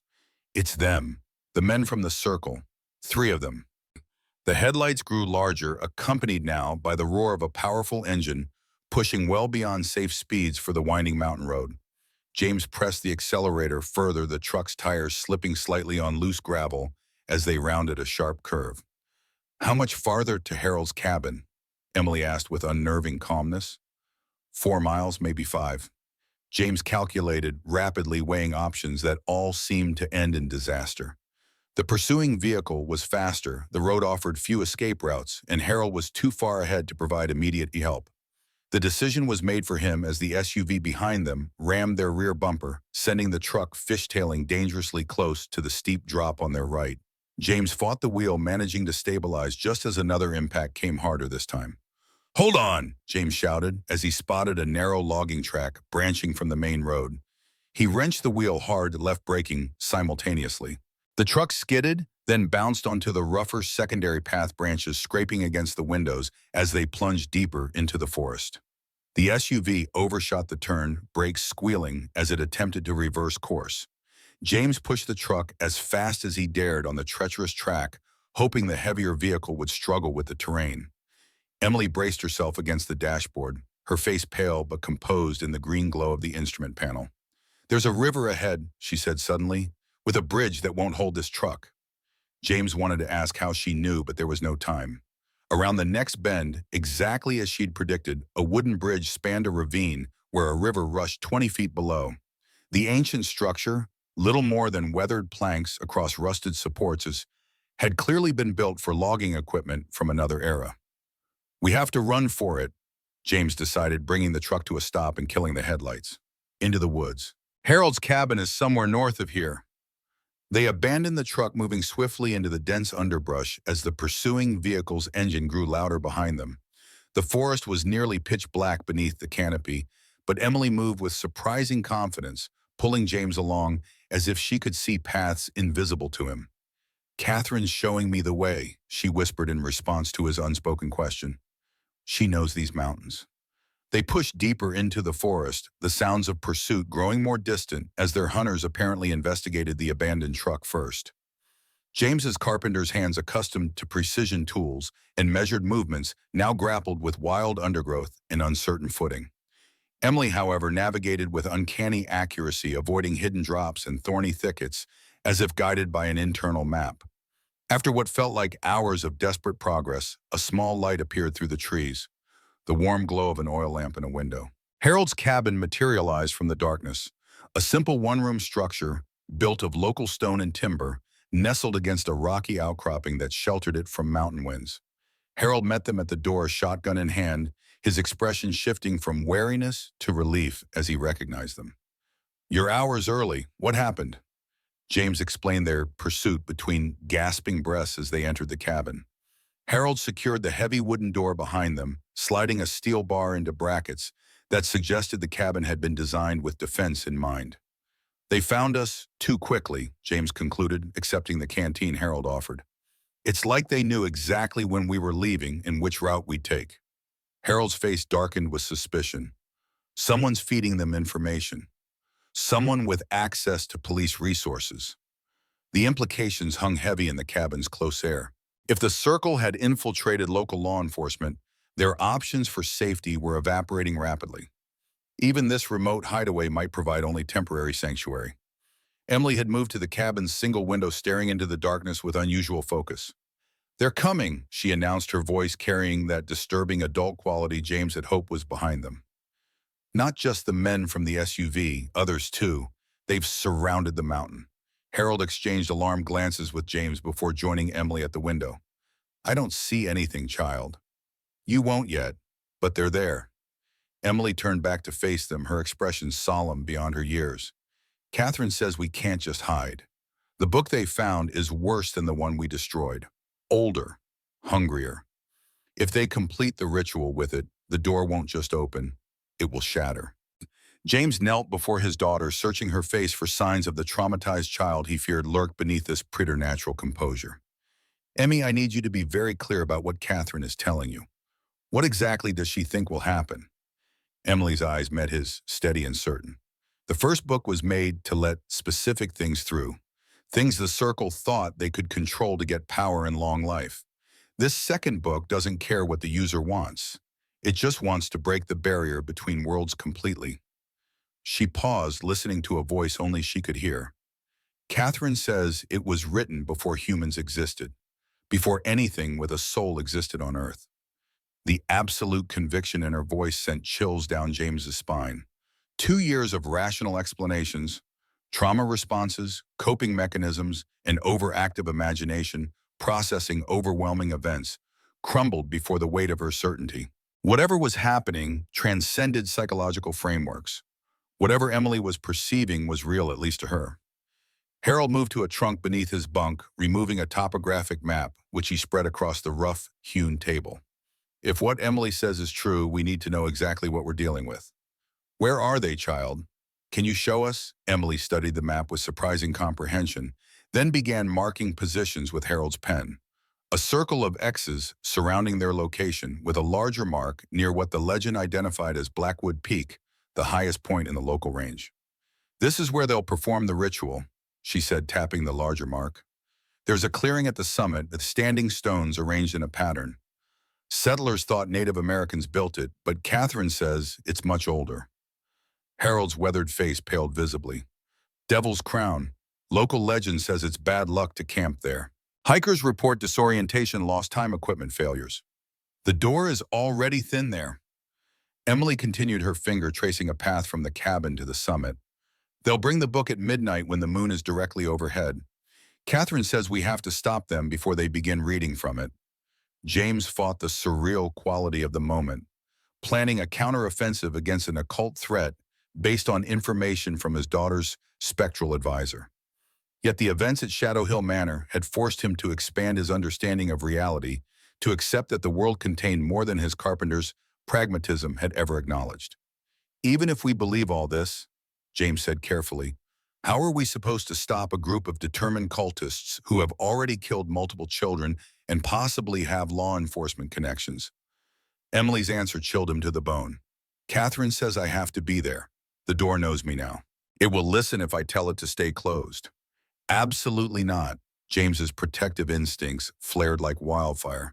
"I'm not bringing you anywhere near these people. They want to use you, Emmy. That's the whole point. They want to use me, but they don't understand what I can do." Emily's voice held surprising steel for a 12-year-old. "When I helped Catherine and the others, something changed in me. I learned things. About doors, about thresholds, about rules that work on both sides."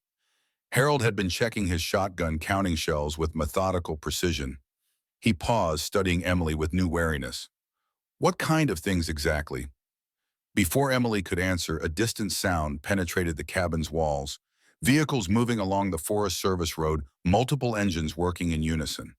Harold extinguished the oil lamp, immediately plunging them into darkness, broken only by moonlight filtering through the single window. "That's at least 3 vehicles," Harold whispered, moving to peer through a narrow gap in the shutters. "Heavy ones by the sound." James pulled Emily away from the window, positioning her behind the most solid piece of furniture. A massive oak cabinet that might provide some protection if bullets started flying. His mind raced through scenarios, each more desperate than the last. They were outnumbered, outgunned, and cornered in a location with limited escape routes. "There's a cellar," Harold said, suddenly moving to the braided rug in the cabin's center. "Root cellar dug into the bedrock. Connects to a natural cave system. My grandfather used it during Prohibition to hide his still from revenuers." He pulled back the rug, revealing a trap door with an iron ring handle. Might give you a chance to slip past them while I create a distraction. James immediately understood what the old man was suggesting. Harold, no. We go together or not at all. Don't be a fool, son. Harold's expression was gentle but resolute. Emily's what matters here. Whatever's happening is bigger than just us. Get her out. Get her safe. Before James could argue further, Emily spoke from the shadows. There's another way. Catherine says the cave system comes out near Devil's Crown. We could use it to get there before they do. Harold considered this, nodding slowly. The caves do extend throughout this part of the range. Spelunkers have mapped sections, but never the full system. Too dangerous, too many unexplored branches. Catherine knows the way, Emily insisted. She explored them as a child before her father brought her to the final ritual. The approaching vehicles were close now, headlights sweeping across the cabin's windows as they navigated the final curve in the forest road. Time for debate had run out. Take these! Harold pressed a backpack into James's hands along with a revolver that felt alien and wrong in his carpenter's grip. Emergency supplies, flashlights, water. The revolver's loaded, 5 rounds, use only if absolutely necessary. James embraced the old man fiercely, words failing him. Harold had become family in the truest sense, willing to sacrifice himself to protect James and Emily without hesitation. We'll find another way, James promised, knowing even as he spoke that options were rapidly diminishing. Harold clapped him on the shoulder one final time before turning to Emily. Trust your instincts, child. They've guided you true so far. Emily hugged the old man with surprising strength for her small frame. We'll see you again, she whispered, not as a hope but as a statement of fact. Catherine promises. Harold lifted the trap door, revealing stone steps descending into darkness. James took one of the flashlights from the backpack, illuminating just enough to see the first few steps. He went first, helping Emily down after him, their feet finding cool, damp stone as the cellar opened around them. Above, they heard Harold replace the rug and slide the heavy oak cabinet over the trapdoor, a final barrier to buy them precious minutes. James switched off the flashlight, as instructed, allowing their eyes to adjust to the near-total darkness as Emily led them forward with that same uncanny confidence, one hand trailing along the rough stone wall. The cavern narrowed to a natural tunnel that wound deeper into the mountain, sometimes so constricted they had to proceed on hands and knees, other times opening into chambers where water had carved fantastic formations over millennia. Emily navigated without hesitation, occasionally pausing as if receiving new instructions from her invisible guide. After what seemed like hours of difficult progress, they emerged into a larger chamber where multiple tunnels branched in different directions. Distant echoes suggested vast spaces beyond, and a faint breeze carried the mineral scent of underground water. Which way? James whispered, disoriented by the labyrinthine passages. Emily stood motionless in the center of the chamber, her head tilted as if listening. Catherine is arguing with someone else, she finally said, her voice unnaturally flat. Someone who doesn't want us to reach Devil's Crown. A chill that had nothing to do with the cave's temperature crept along James's spine. Who is she arguing with? I don't know, and a man, older than Catherine. He says we're interfering with necessary work. Emily's expression remained blank, almost trance-like. He says the door must open fully this time.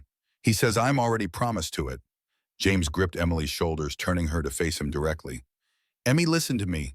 You're not promised to anything or anyone except your own future. Whatever this voice is saying, it's trying to manipulate you. Emily blinked rapidly, some awareness returning to her eyes. It's not like Catherine. It feels oily, like something pretending to be human, but forgetting small details. She shuddered visibly. I think it's Mr. Blackwood. The revelation struck James like physical blow. If Catherine's spirit could communicate with Emily, what prevented Richard Blackwood, the circle's original leader presumably dead but never found, from doing the same? The implications were staggering, suggesting layers to the spiritual realm that James had never considered in his previous encounters. Can you still hear Catherine? He asked urgently. Is she still showing you the way out? Emily closed her eyes, concentrating fiercely. Yes, she's fighting him, showing me the right tunnel. Her eyes snapped open, focusing on one dark passage to their right. This way, quickly, before he gets stronger. They hurried into the indicated tunnel, James now keeping the flashlight on despite the risk. The passage climbed steadily upward, sometimes requiring them to scramble over rockfalls or wade through shallow underground streams. The air grew gradually fresher, suggesting they were approaching the surface. Finally, after a particularly narrow section that forced them to remove the backpack and push it ahead of them, they emerged into a small cave whose mouth opened to the night sky. Stars blazed overhead with mountain clarity, and the waxing moon hung just short of its zenith. "We made it," James breathed, helping Emily out of the cave entrance and onto a rocky ledge. "Not yet," she replied, pointing upward to where a flat plateau rose another 100 feet above them. "Devil's Crown is up there, and they're already arriving." Indeed, distant voices carried on the night air, multiple people ascending from the opposite side of the mountain, their flashlight beams dancing among the trees. James checked his watch, 11:27 p.m. Just over half an hour until midnight when Emily claimed the ritual would begin. They climbed as quietly as possible, using natural features for cover whenever the voices seemed to draw nearer. As they neared the summit, the trees thinned, providing less concealment but better visibility. James could now make out a procession of robed figures moving in single file up a better established trail than the rocky scramble he and Emily were navigating. At the head of the procession walked a tall man carrying something rectangular, presumably the book. Behind him came 8 others, each holding what appeared to be ceremonial implements: daggers, chalices, braziers for incense or fire. Most disturbing was the final member of the procession, a slight figure that seemed to be moving involuntarily, guided or perhaps restrained by those flanking it. "They have another child," Emily whispered, horror evident in her voice. "A backup vessel." The implication struck James with terrible clarity. The Circle had indeed been hunting for Emily, but pragmatically prepared an alternative if they couldn't capture their preferred vessel. Some other sensitive child, likely coerced or kidnapped, would be forced to participate in whatever abomination they planned. "We have to stop them," James said, the abstract mission suddenly concrete, immediate. This wasn't just about preventing some metaphysical disaster or protecting Emily. Another child's life hung in the balance tonight. They reached the edge of Devil's Crown as the procession arrived from the opposite side. From their concealed position among tumbled boulders, James could now see the site clearly. A natural plateau where 7 standing stones formed a rough circle around a central altar stone. The arrangement seemed too precise to be natural, yet weathering suggested extreme age, the stone's surfaces etched by centuries of mountain storms.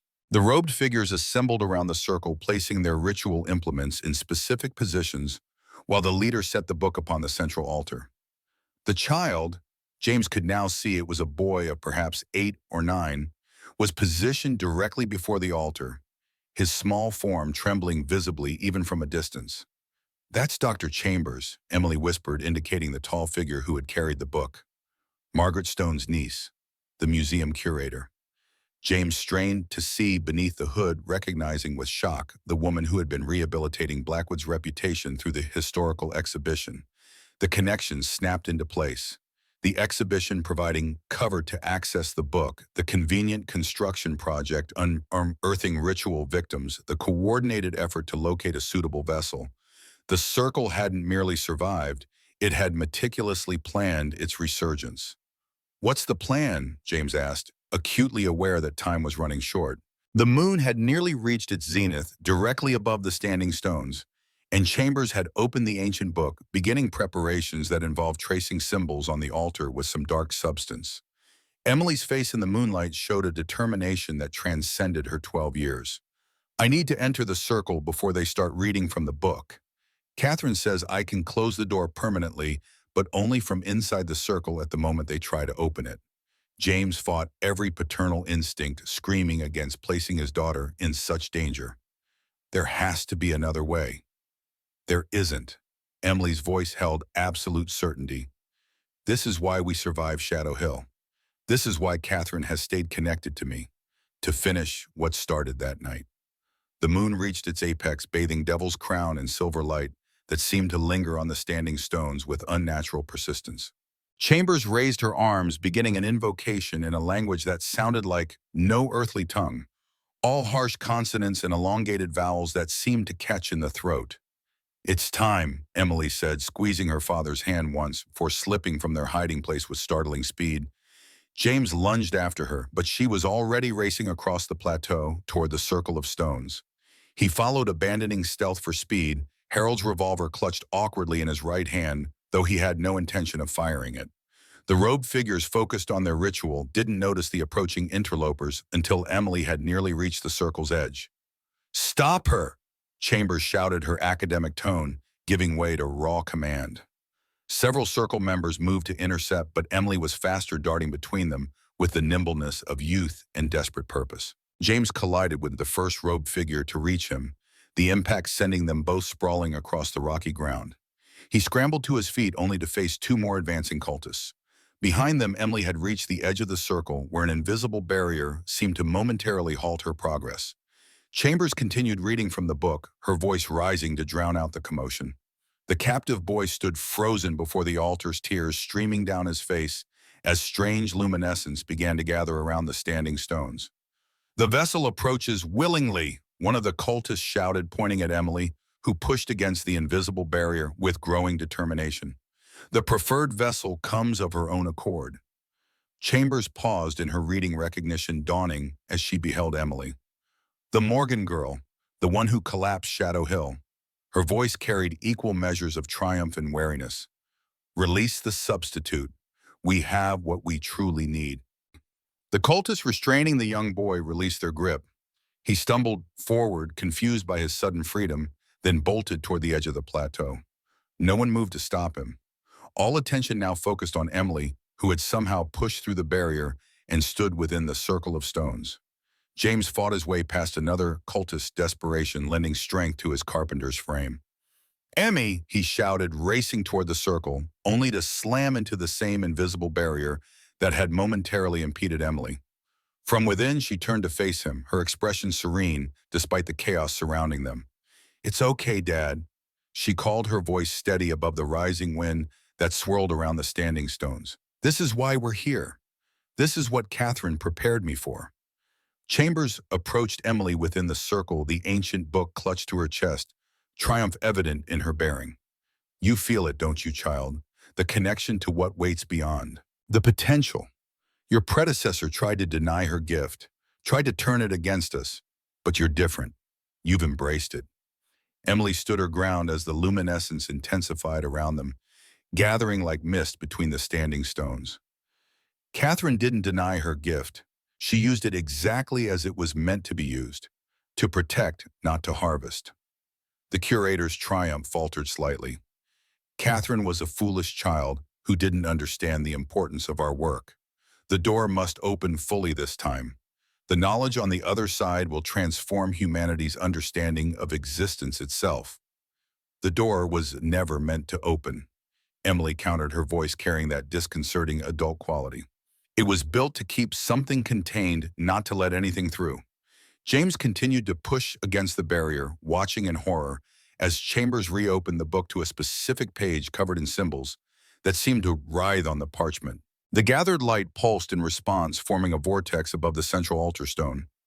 "The vessel will now prepare to receive," Chambers intoned, raising one hand toward Emily while the other traced symbols from the book. "Empty yourself, child. Become the perfect conduit." Emily closed her eyes, her small form bathed in the unearthly light.